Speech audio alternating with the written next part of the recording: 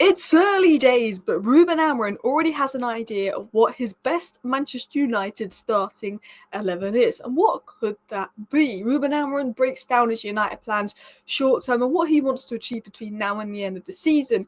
And Ruben Amorim already has an idea of who is in his plans. Ruben Amorim and Ineos have had regular meetings, and only a few weeks in, Ruben Amorim has already drawn up ideas of players that are not ready, players that he's willing to let go of in January, and there will be an assessment of all the players in the United squad, so they will know the future very, very soon. We've got an update on Alphonso Davies. We've got an update on other transfer rumours. Collier could be getting a loan. Luke Shaw, Leacher. What is the latest on injuries, returns from suspension, and more? What has Amorim said in his press conference today, which is his 999th millionth interview/conference at United?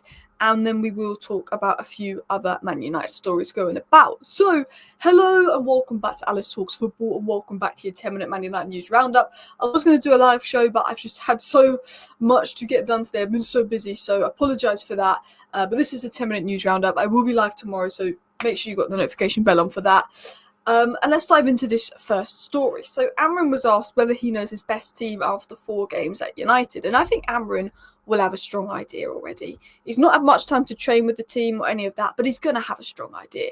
He said this, he said, more or less, yes, we have an idea, but we have players coming back and we have to manage the workload. Bruno Fernandes, you felt it against Arsenal, he was tired at the end, but you know he'll recover. As for Manuel Ugarte, I know him for a long time, he needs a little more, is what he said. So he said he knows his best side, but he can't continuously play that best side because he's got to rotate. And I think that's him saying Bruno and Ugarte isn't my best side, but I've got to be careful with not playing them loads of games so they're fit and fresh.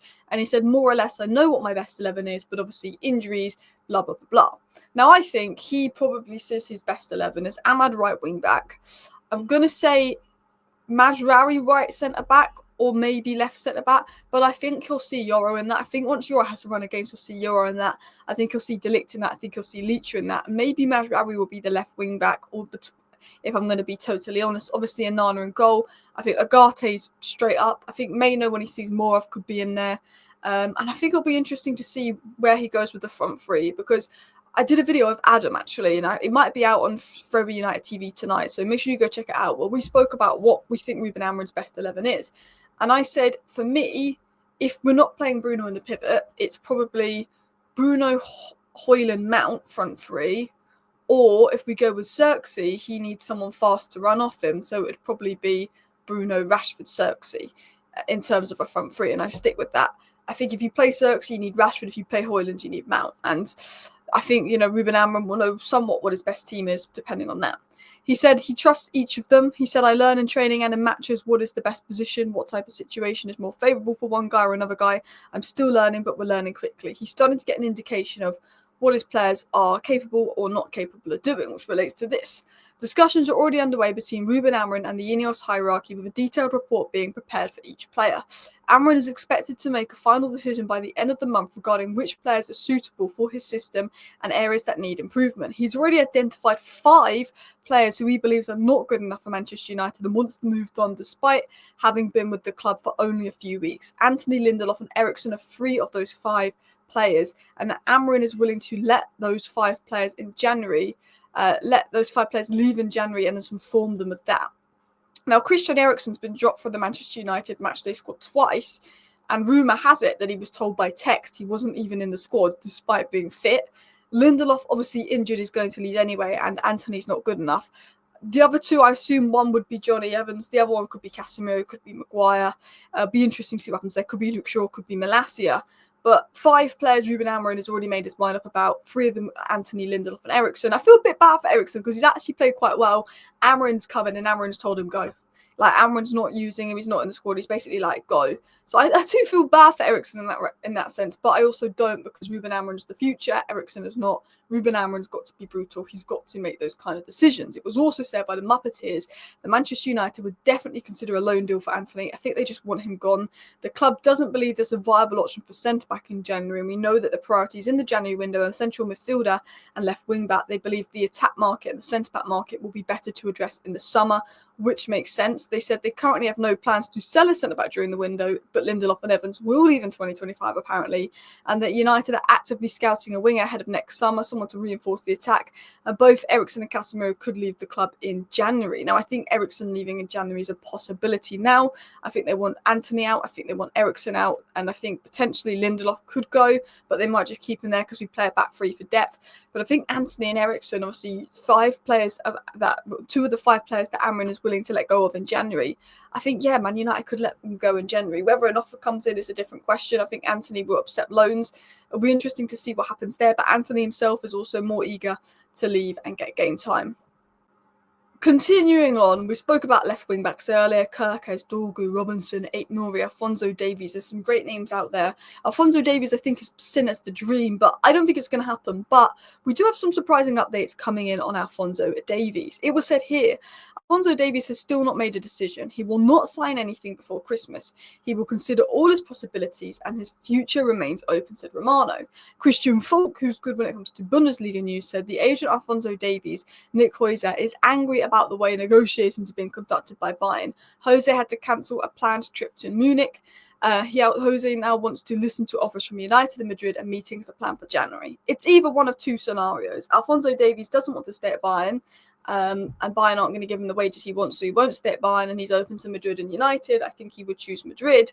Or Alphonso Davies is using Madrid and United to get big wages, because at the end of the day, he wants a nice wage packet. It's one of the 2 scenarios. I see him going to Madrid or renewing at Bayern, but I'd like him at United. But it's not the end of the world if we miss out, because I like Kerkez, I like Dorgu.